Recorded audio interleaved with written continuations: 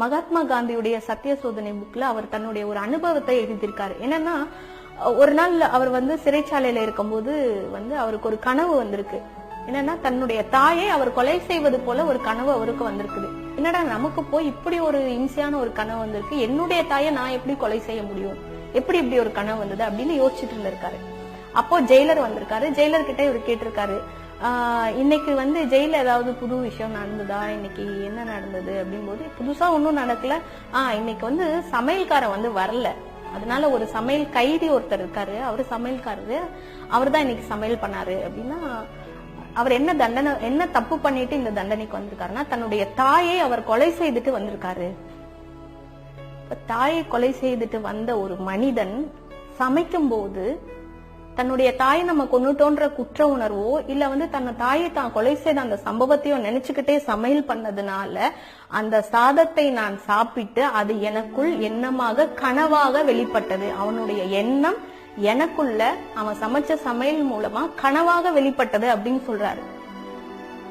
ஒரு எண்ணம் எந்த அளவுக்கு போகுது பாருங்க. இப்போ நம்ம என்ன பார்த்துட்டு இருக்கோம் தொலைக்காட்சியில, கணவன் மனைவி ஒழுங்கா வாழக்கூடாது, அப்படியே ஒழுங்கா வாழ்றவங்க கர்ப்பமாக கூடாது, அப்படியே கர்ப்பமான அது, இப்படி போயிட்டே இருக்குங்க. இப்படிதான் போயிட்டு இருக்கு ஒவ்வொரு தொலைக்காட்சி தொடரும். இது தெரிஞ்சோ தெரியாமலோ நிச்சயமா நம்ம வாழ்க்கையில பிரதிபலிக்கும். என்ன, நீங்க தொலைக்காட்சி தொடர்ல நீங்க நடிச்சிருக்கீங்க, நீங்களே அதை பத்தி பேசலாமா அப்படின்னு சொல்லி நிறைய பேர் கேட்டிருக்காங்க. ஒரு விஷயம் நம்ம பண்ணிட்டு இருக்கிறது நம்ம சுயநலத்துக்காக, பணத்துக்காக நம்ம பண்ணிட்டு இருக்கும் போது அது அடுத்தவங்களுக்கு பாதிப்பை ஏற்படுத்துது, உளவியல் ரீதியாக பாதிப்பு தருது அப்படின்ற போது அந்த தவறை நிறுத்திடணும் அப்படின்றதுல நான் ரொம்ப உறுதியா இருந்தேன். என்னன்னா, ஒரு சீரியல்ல அப்பதான் தம்பிக்கு ஆக்சிடென்ட் ஆயிருக்கும், கிளிசரின் போடுவோம், அழுவோம், அவன் ஐசியூல இருப்பான், அழுது முடிப்போம். இந்த செய்தியை கேட்டு அம்மாக்கு ஹார்ட் அட்டாக் வந்துரும். அதே ஹாஸ்பிட்டல் அட்மிட் பண்ணிருப்பாங்க, ஐசியூல இன்னொரு பெட்ல அம்மா, அதுக்கு கிளிசரின் போடுவோம், அழுவோம். இந்த ரெண்டு செய்தியும் கேட்டு அக்காக்கு அபார்ஷன் ஆயிடும், அவளை இன்னொரு ஹாஸ்பிட்டல் எடுத்துட்டு போயிட்டு இருப்பாங்க பரபரப்பா. இது எப்படின்னு பாத்தீங்கன்னா, ஒரு பரபரப்பா இருந்தாதான் அந்த தொலைக்காட்சி தொடரை பாக்குறவங்க பாக்குறீங்க அப்படின்னு அடுத்தடுத்து இந்த மாதிரி விஷயங்களே தான் கொண்டு போயிட்டு இருக்காங்க. நீங்க எந்த ஒரு சீரியல் ஆரம்பிங்க, நீங்க பகல்ல போடுங்க இல்ல இரவுல போடுங்க, இந்த மாதிரி பரபரப்பா தான் போயிட்டே இருக்கும். ஒரு அன்பா சமைச்சாங்க, சாப்பிட்டாங்க, தூங்குனாங்க, சந்தோஷமா இருந்தாங்க, ஒரு நல்ல செய்தி சொன்னாங்க, இப்படின்னு நீங்க எதா ஒரு தொலைக்காட்சி தொடர்ல நீங்க எடுத்து பாத்தீங்க அப்படின்னா நிச்சயமா எதுலயுமே இருக்காது.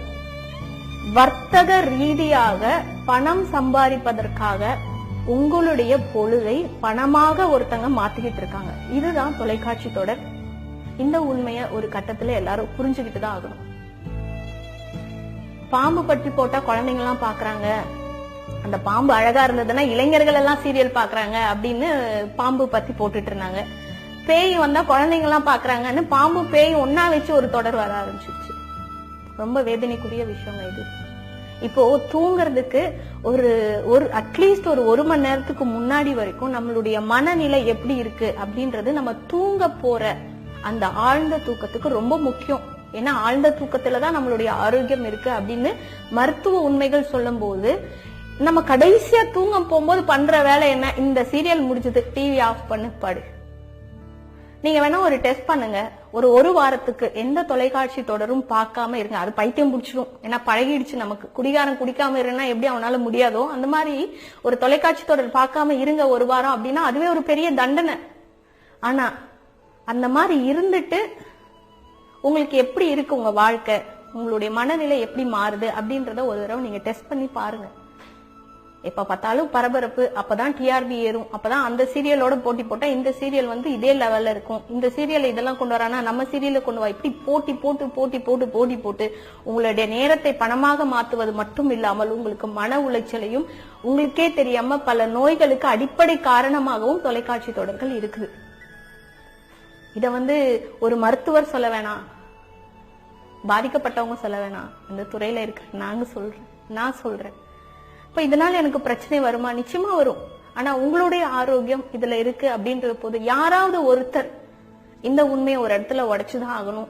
எனக்கு தெரியல, இதை கேட்கறதுனால நீங்க அந்த அந்த பழக்கத்துல இருந்து வெளியே வருவீங்களா இல்லையா அப்படின்றது தெரியாது. ஆனா உங்களுடைய ஆரோக்கியம் கெடுவதற்கு இது ரொம்ப முக்கியமான காரணமாக இருக்கு. தூங்குறதுக்கு கொஞ்ச நேரத்துக்கு முன்னாடி வரைக்கும் நம்மளுடைய மனநிலை எப்படி இருக்குன்றது ரொம்ப முக்கியம். இது ரத்த கொதிப்பு, சர்க்கரை, நீரிழிவு நோய், இந்த மாதிரி பல விஷயங்களுக்கு இது காரணமாக இருக்குது. இது உளவியல் ரீதியாக நிரூபிக்கப்பட்டிருக்குது. இங்க இல்ல, வெளிநாடுகள்ல நிரூபிக்கப்பட்டாச்சு. இன்னும் நம்ம ஊர்ல அந்த அளவுக்கு விழிப்புணர்வு வரல. பாதிப்பு அதிகமாகும் போது கூட நம்ம கண்டுபிடிக்க மாட்டோம். இதனாலதான் நம்ம வீட்டு பெண்களுடைய ஆரோக்கியம் கெட்டுட்டு இருக்கு அப்படின்றத நம்ம கண்டுபிடிக்க போறது இல்ல. சோ புரிஞ்சுக்கலாம், கட்டாயமா பார்க்கலாம். பட் ஒரு லிமிட். எப்ப பார்த்தாலும் இதுல கற்பழிப்பு, இல்ல கருச்சிதைவு, இல்ல கொலை பண்ணிடலாம், எப்படி கொலை பண்ணலாம், அவனை எப்படி அழிக்கலாம், இவளை எப்படி அழிக்கலாம், இப்படியே இந்த மாதிரியே யோசிச்சுட்டு இருக்கக்கூடிய ஒரு கூட்டத்தை வீட்டுக்குள்ள வச்சுக்கிட்டு அவங்க என்ன திட்டம் போடுறாங்க, அது ஜெயிக்குமா, அதை நம்ம பார்க்கலாம் அப்படின்ற ஒரு ஆர்வம் நமக்குள்ள வருது பாத்தீங்களா? பெரிய மனநோய் அது. உண்மையாலுமே ஒரு மனநோய். ஒருத்தர் அழியறத நின்று வேடிக்கை பாக்குறது, அது தொலைக்காட்சியா இருந்தாலும் சரி, சினிமாவா இருந்தாலும் சரி, சமூகத்துல நம்ம கண்ணு முன்னாடி இருந்தாலும் சரி, அதை நின்று வேடிக்கை பாக்குற நம்ம உண்மை.